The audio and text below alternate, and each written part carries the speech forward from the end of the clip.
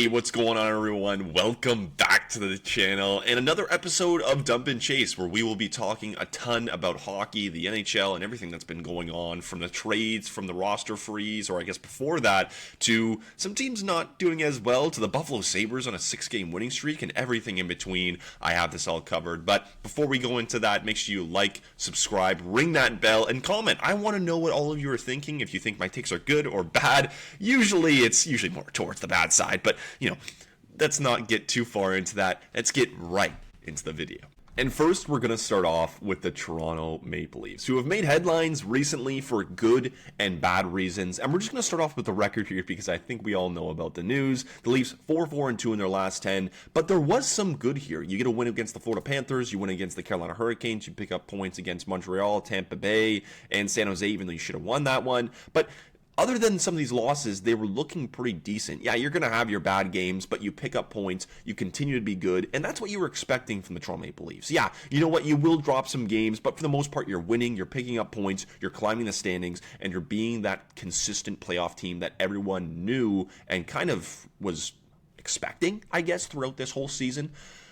And then things started to fall off. You lose against the Washington Capitals 4-0. You look just absolutely discombobulated, not playing the right positions. You lose against the Nashville Predators, who have been pretty bad. And then you lose against Dallas, who is good, but 5-1 is a tough score to kind of, put behind your fans, and it's a tough pill to swallow.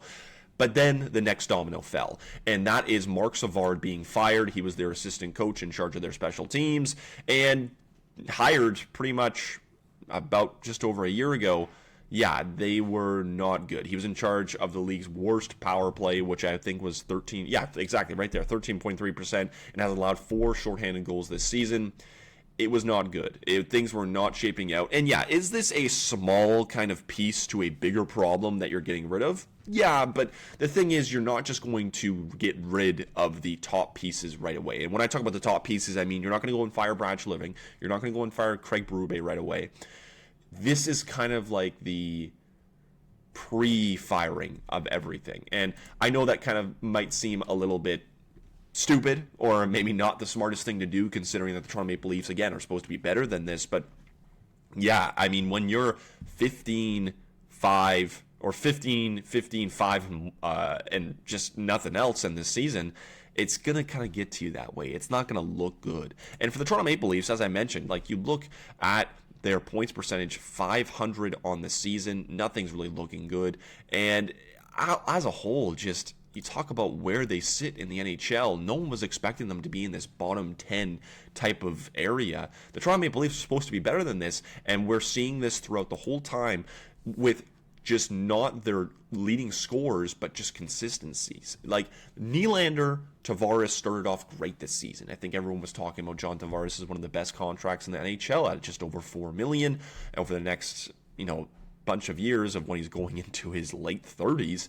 But now he's kind of tailed off. Nylander's tailed off. Matthews hasn't really looked that great. Matthew Knies has, again, tailed off to what he was doing before. Now, again, when you have a hot start, you are expected to tail off a bit, fall off a bit, but you're not expecting it to be this bad, right? And when we look over these last 10 games, who has been able to produce the most? Yeah, Auston Matthews, as he should be at the top, but only with 6 points. And then after that, you talk about where the Leafs have been trying to improve for this whole time. Bobby McMann, Scott Laughton, Jake McCabe, Max Domi, Nicholas Waugh, Troy Stetcher, Dakota Joshua, all of those pieces in the bottom 6, which was a big problem over the last couple of years that they really tried to address. And now you try to address it, it's gone pretty decently. And now you look at this top 6 and you say, now this is the problem. The big guys aren't stepping up. Look at this. John Tavares, 3 points in his last 10 games. Matthew Knies, 3 points in his last 10 games. William Nylander, who has struggled, as I mentioned, he was hot at the start of the season, 4 points in his last 10 games. And yeah, Matthews might be the best one out right now, who's 6 points, 4 goals in his last 10 games. It's still not good enough. These guys are supposed to be leading you to the promised land, to where you're supposed to be, to the top of the Atlantic, to competing for a playoff spot, competing. I'm just losing my words here. To be that best team. And Craig Berube, I mean, you can only beat a drum so much to where he talks about, it's a bad sign when it's those guys, not we or us. And he says, ask those guys, not me. Don't ask me because we're the team. Ask those guys. You can't beat a drum of saying, I need consistent play. I need you to look good. I need you to go to that puck. I need you to be hard. I need you to do your job consistently enough to where I don't have to keep beating the same drum and sound like a broken record. But that's the thing. Craig Berube has sounded like a broken record this year. I don't blame him, honestly. But the thing is, what else do you do if you're the Toronto Maple Leafs? You can't fire everyone. But it seems like at this point, which is kind of crazy considering how long ago that he was hired, that he's lost the room. It feels like it when he says, ask those guys, not me. And when the room, and William Nylander has that quote and saying, I've never felt like this. Where do you go from there if you're the Toronto Maple Leafs? Genuinely. Like you talk about improving the bottom six, it happens. The top six, now it's not good. Talk about consistency. You preach that. It's not happening. How did you go from a team last year that arguably in some aspects was worse to this year that's the same, if not better, for the full season? And it's not the same. Now, yeah, you lose Mitch Marner, so maybe not fully better, but better in different aspects to where you can actually be a full team that can play all four lines. It's not looked like that. It's looked like one's line's going, the next one, no. Input, output, this guy's not working, let's put him in, let's maybe switch that guy out. It's not working. Now, what do the Leafs have to do? I don't know, maybe this does jolt them by firing Marc Savard and getting someone better. It sounds like maybe Lalonde is going to step in here and take the power play and the penalty kill or whatever. He's going to take the special teams. Personally, I think Bruce Boudreau would be great for this. That guy was a fanatic when it came to the special teams. Doesn't look like they're going to go out of house right now. But you talk about what they should be able to do and how they should be able to do it. It's not exactly great. And I think that's something you need to check in on if the Toronto Maple Leafs. I mean, what more do I say for this? It's not good. It's not good. There's other things that I could say. I'm not going to say it on the podcast, but it's not good. But we'll move on to something that actually is surprisingly better right now, and it's the Buffalo Sabres, who are 7-3-0 in their last 10 games. They're in a 6-game winning streak. Everything is clicking for them. And yeah, it's pretty surprising considering everything. And I mean, it's all been because of the changes. Well, Jarmo Kekalainen comes in, Kevin Adams, he goes out, and Kekalainen does not waste any time. He goes and poaches a senior advisor in Marc Bergevin from the LA Kings as his associate GM, which will, if you don't know, which will answer to the GM, but also kind of help out the Rochester Americans, which is the AHL affiliate. And then he goes and gets Josh Flynn, who was the assistant for him in Columbus, brings him over, and he's now the assistant in Buffalo. Yeah, talk about making yourself at home and making sure things are how you want them and not how they were before. He said it before, and that everyone is kind of on the hot seat, right? Pegula is the one who makes the choices at the end of the day as the owner and how he wants to make this team succeed. And it's so funny how he comes in here and just walks in, looks at practice, making that presence like he hasn't been there for months and months on end and doesn't care about that team at all. Like, it's so fun to look at until things get really bad. He pokes his head out again and says, yeah, I'm not happy. Well, okay. Well, why don't you show up and actually be around there? I do feel bad for the Buffalo Sabres in that way. But right now, they've been looking good. Like I mentioned, 7-3-0 in the last 10, picking up wins against teams that, yeah, you should pick up wins against. The Islanders have been actually decent this year, same as the Devils, and you beat them. The Flyers, they've been good. You beat them. Seattle and Vancouver, not as good. But you beat them. You get those wins. Those are the wins you expect if you're going to be a good team. Edmonton, you beat them. You beat Winnipeg earlier on. And this is the consistency that you're looking for from the Sabres. Just be competitive in games. But if you're going to lose, at least lose to a good team. You know what I mean? Don't lose to the bad teams that you are trying to get away from. And then when we look at who's been contributing over these last 10 games, Rasmus Dahlin, 12 points in his last 10 games. Tage Thompson, Josh Norris, who has been a Band-Aid, but has been so consistent throughout his career. It's just been injuries. He's been good. Josh Doan feels like a cornerstone piece now with how he's been producing. Alex Tuch, Benson, Quinn, all these younger and older pieces contributing, meshing together, and making sure that the Buffalo Sabres have been consistent. That's exactly what you're looking for. And I think you have to love that if you're a Sabres fan, the franchise, and just everything in between. This is exactly what you're hoping for. It's exactly what you want. And yeah, I'm happy for them. I really am. But we'll move on to someone else that I'm also happy for. And it's been in a recent trade. The Quinn Hughes trade, obviously, when he goes over to the Minnesota Wild, they get some pieces back. And Liam Holmgren, who I just made a video on actually on my Instagram. He has 3 points in his last 5 games, 2 of those being goals.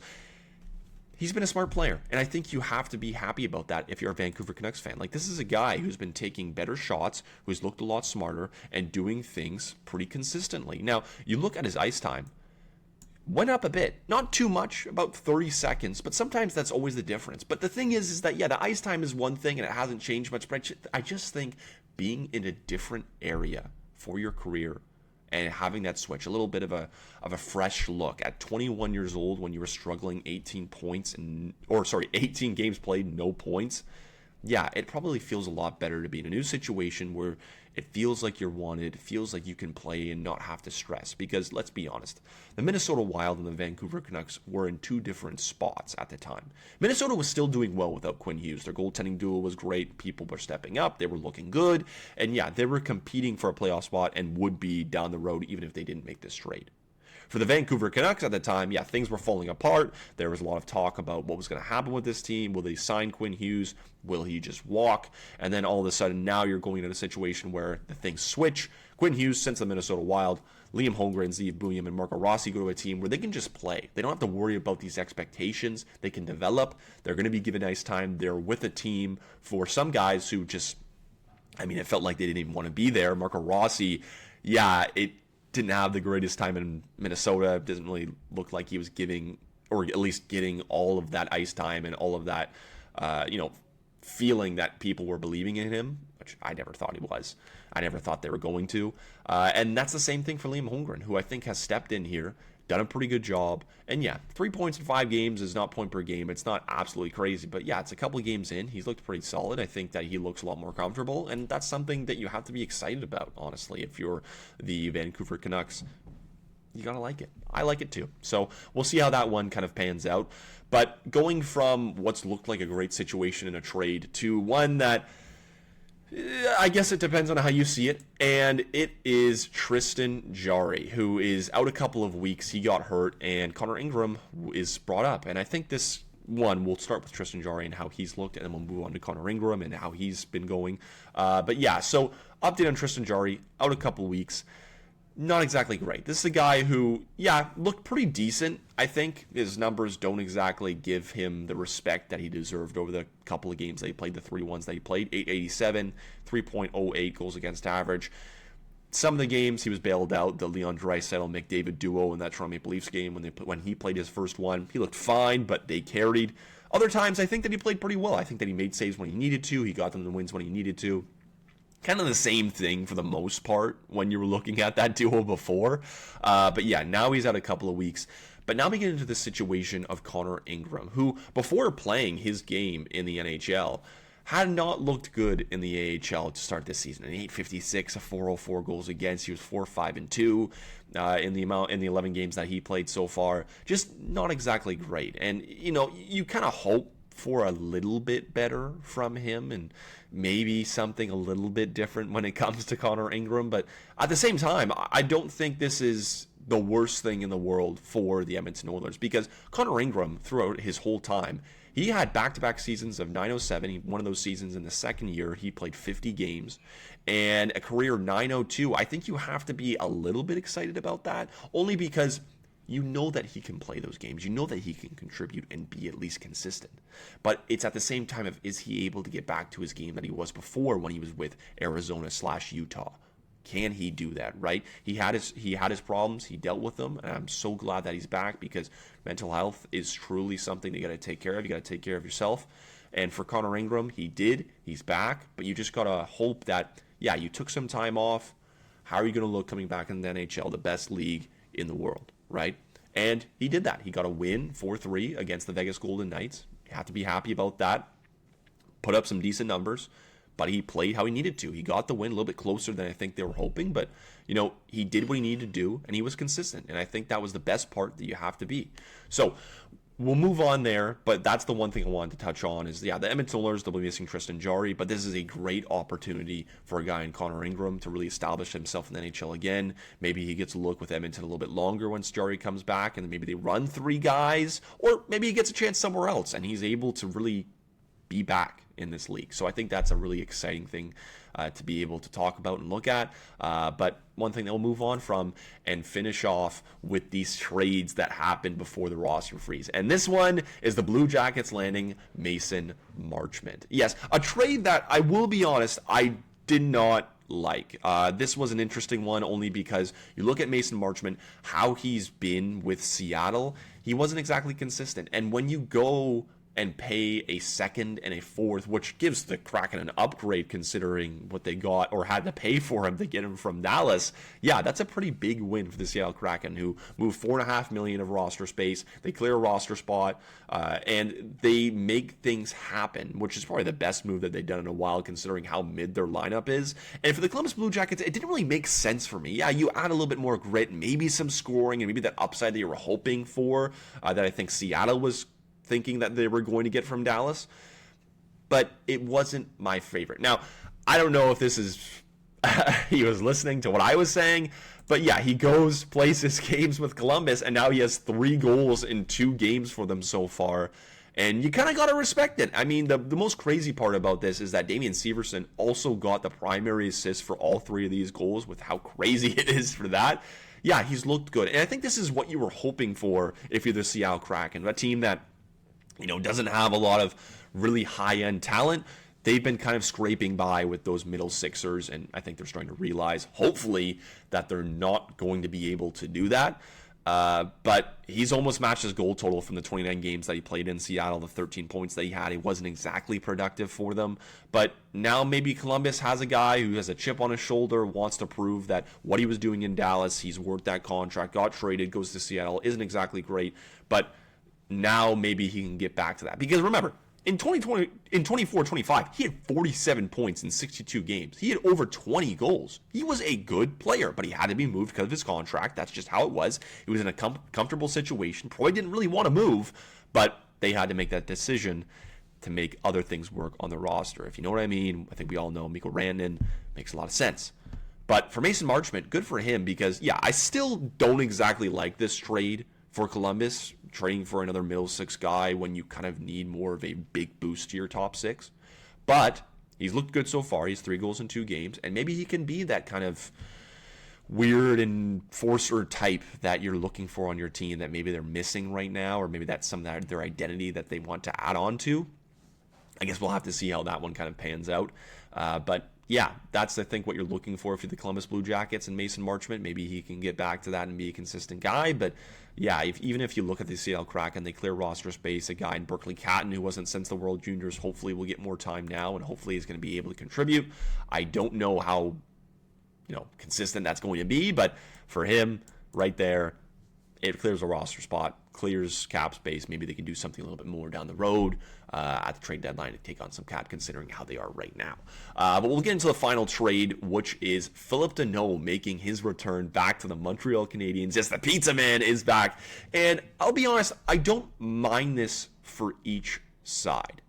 And Phillip Danault this year hasn't exactly been that productive. 5 assists in 30 games. He was, on his faceoff dot, he was over 50%, so I mean, you're going to be happy about that. But all around, just wasn't that great. Now, he's on $5.5 million for this year and next, so this is a little bit of a gamble for the Montreal Canadiens, who, to be fair, did need a second line center. And yeah, he's not in the lineup yet, but you look at what they have so far and what they've been able to deal with. A guy in Nick Suzuki there, he's been really carrying this team considering everything. Kirby Dach's been out for how many games now over the last couple of seasons that he's been here. You need someone. And although Oliver Kapanen has been a pretty productive player for the Montreal Canadiens, you slide Phillip Danault into that second C role, who probably he would have gotten that next year with LA and probably should have gotten that this year as well. He should be more productive, and he should be a better player. And that's so good for the Montreal Canadiens, considering that you can move Kapanen down and really have that depth to be able to contribute on worse lines and be better than what he's probably been able to do. So I think that's the best thing to look at here. I think that's the most exciting thing to look at here. And for Montreal, you pay a second-round pick in 2026. I'm not hyped about that, but at the same time, it is a market where it's hard to get centers. It's hard to make that work. And yeah, he did want to leave LA, so maybe you're hoping you get a little bit of a discount. But a second-round pick, not bad for LA, who I mean, maybe you can use that to go and get another center. We'll go off to that. But for Montreal, I think that's an exciting thing where you don't have to rely on Nick Suzuki too much. You can kind of go to Phillip Danault, who you're comfortable with, who you know what he can do and contribute to, and you have him for this year and next. So that prospect is very exciting. But when you look at the LA Kings, this is kind of where it gets a little bit dicey because, yeah, he left. He wasn't getting the ice time. He wasn't feeling like he was being used as well. But now, Anze Kopitar next year is going to be gone. He's retiring. And do you really trust Quinton Byfield to be that 1C? Like, yeah and no. I don't think that he showed so much that he can be that guy yet. But you kind of have to now because you have to move him up. Now you got to figure out who's going to be your 2C because you kept Danault. He was going to be that next year either way. And 1 year left on his contract. He was going to be that guy. But he didn't want to stay. And now you have to figure that out if you're the LA Kings. Because you get that second round pick. Maybe you can use that to go get another guy. Maybe not. I don't know. Maybe you're looking at free agency and hoping you're going to get someone. But this is the kind of balance act that you have to do, right? Someone doesn't want to stay. That's okay. You have to change on the fly. You have to make things work. But for the LA Kings right now, their depth is very okay down the middle. Like Alex Turcotte, I'm very happy for him. He had his injury troubles, and now he's kind of been more consistently in the lineup, and you have to love that. Sammy Halinas, I think he's a fine fourth-line guy. But if you're going to be a playoff team, which the LA Kings would like to be, you do have to fix that, especially for next year. This year, you might want to address it, and maybe you can do that, address it for the years to come. But yeah, I don't mind this trade for Montreal. I don't mind it for LA. I think you're kind of put in a tough spot. You get a second round pick. That's great. But for the Montreal Canadiens, you do pay a little bit more than I guess I was expecting. I don't really know what I was expecting, but Phillip Danault, you know him. You know what he can do. You know he's going to be more consistent, and he's going to get a better opportunity in Montreal. And I think that's such an exciting thing for Canadiens fans who've been looking for a consistent second line center. So that's the biggest thing here, and that's where we will end off for Dump and Chase. If you have not already, make sure you go like, subscribe, ring that bell, and comment. I want to know what all of you are thinking. But until next time, this is Dump and Chase. We'll be talking Friday. I appreciate all of you, and we will be talking soon.